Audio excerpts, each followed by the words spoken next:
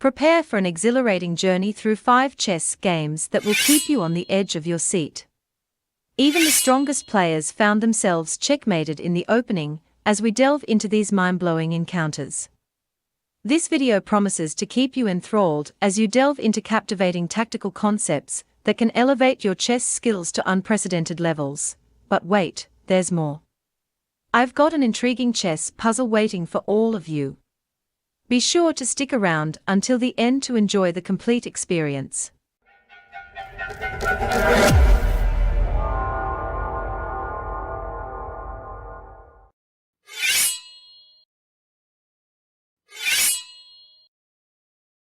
Let's start with the first trap. The game begins with white playing e4, and black responds with e5. White proceeds to attack the e5 pawn, while black defends with knight c6. White plays c3, preparing for a future move of d4.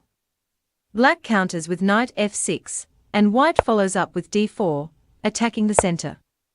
Although black could capture the d4 pawn, doing so might result in white playing e5 and driving the black knight away.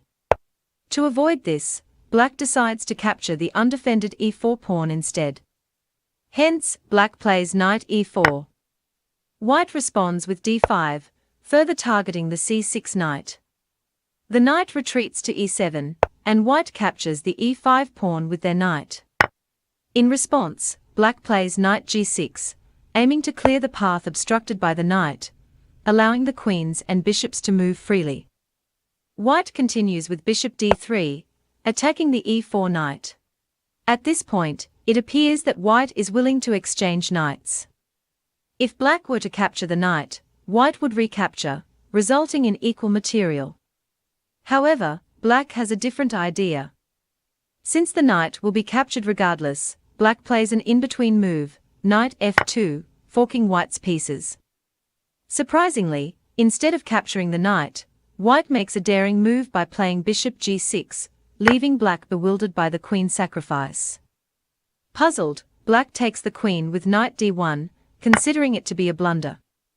However, capturing the queen proves to be a fatal mistake, as white now initiates a mating attack. The first move is bishop f7 check, forcing the king to move to e7, the only available square. White follows up with bishop g5 check, leaving the king with just one place to go, d6. White captures the king with their knight, knight c4 check. The king's only remaining square is c5. Instead of being greedy and capturing the black queen, white decides to deliver the final blow by playing knight b to a3. With the black king vulnerable and exposed, this knight move denies the king even one more square, while providing protection to another knight. At this point, black is in a hopeless position, desperately attempting to salvage the game by capturing the free bishop and saving their queen. However, black's move queen g5 seals their fate as white delivers checkmate with b4.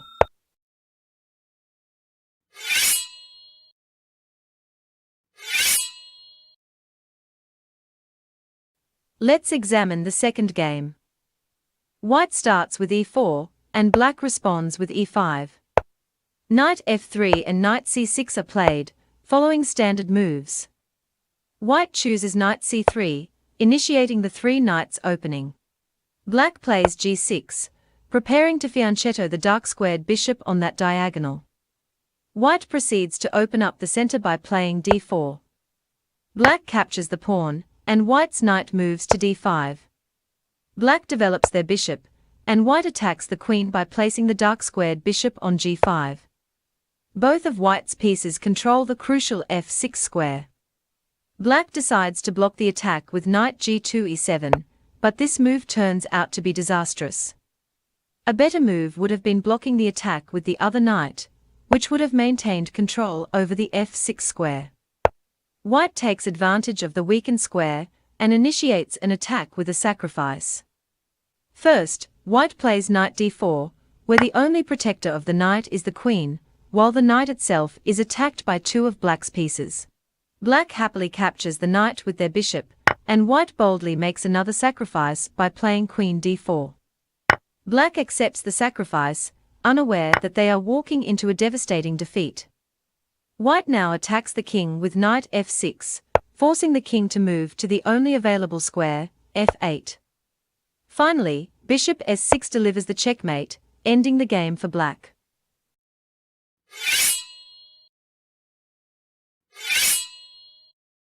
Now let's quickly examine the third game. Once again, white starts with e4, and black responds with e5. White attacks the e5 pawn, and black defends with knight c6. White plays bishop c4, initiating the Italian game. Black moves their knight to f6, targeting the e4 pawn. Instead of choosing the solid moves of d3 or knight c3 to protect the pawn, white opts for an interesting move, knight g5, attacking the vulnerable f7 pawn along with the bishop. Black responds by playing d5 to block the attack. White captures the pawn with their own pawn, simultaneously targeting the knight. The knight retreats to d4.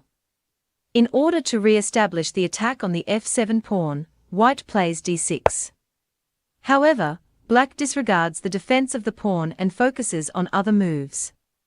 Black places their queen on d6, allowing white to fork black's pieces. White takes advantage of the opportunity and plays knight f7, causing havoc. Black moves their queen to c6, creating a fork on white's g2 pawn and bishop. While castling kingside would have been a wise move for white, they succumb to greed and capture the rook on h8 with their knight. Black captures the g2 pawn with an attack on the rook. The rook retreats to f1, and black's queen checks the white king from e4. Remarkably, the square is covered by both black's queen and knight, making it unfeasible for white's queen to block the check without losing material. Therefore, without hesitation, white plays bishop e2 to block the check. Unfortunately, this move turns out to be a dreadful blunder. Black swiftly concludes the game with knight f3, executing a splendid smothered checkmate. If you enjoyed this video, please like and subscribe to my channel.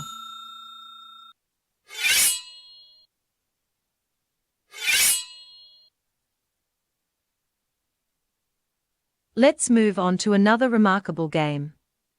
The game starts with e4, and black responds with c5, choosing the Sicilian defense. Knight f3 and knight c6 are played, and white decides to open up the center with d4. Black captures on d4, and white recaptures. Black plays knight f6, attacking the pawn on d4. White defends the pawn by moving the knight to c3. Black plays e5, attacking the knight, and white moves the knight to b5. Black plays t6, following standard opening moves. White plays knight d5, with both knights aiming at the weak c7 square, and threatening to fork black's pieces. Black doesn't want to lose material, so they capture the knight on d5. White recaptures with the pawn, attacking the knight on e7. The knight moves to e7, putting pressure on the d5 pawn. White plays c4, further solidifying control over the center and providing additional protection to the white pieces.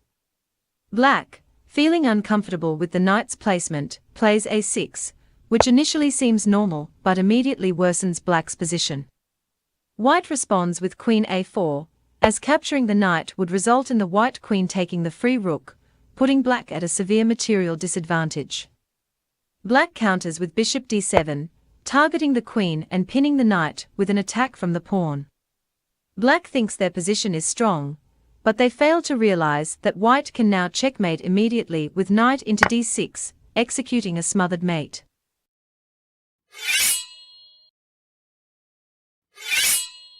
Here's the final game for today. White begins with e4, and black responds with e6, choosing the French defense. White plays t4, asserting control over the center, and black attacks the center with d5.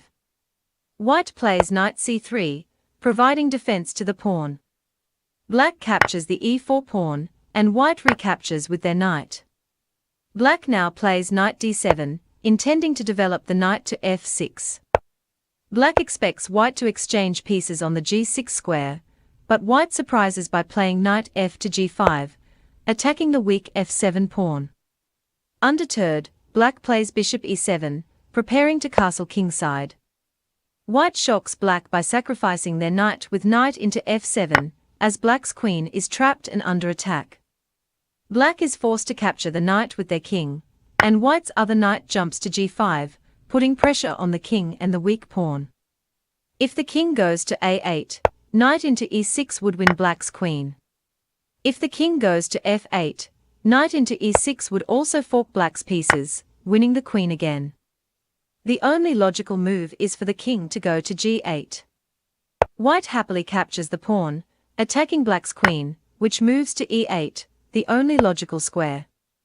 Here, white becomes extremely greedy and plays knight into c7, aiming to fork black's pieces. However, this move turns out to be a horrible blunder. Black delivers a checkmate in the next move. Can you find it? Yes, you're right. Bishop b4 is checkmate. There's a double attack on the white king from both of black's pieces, and white cannot defend against this check. Bishop b4 leads to checkmate. Now, it's time for a puzzle. In the given position, it's white's turn, and you need to find the best move for white. Share your answers in the comments, and let's see how many of you can solve it correctly. Also, don't forget to like and subscribe to stay updated with future videos. Take a moment to check out the other videos appearing on your screen right now. Thank you for watching, and I look forward to seeing you in the next one. Take care and peace.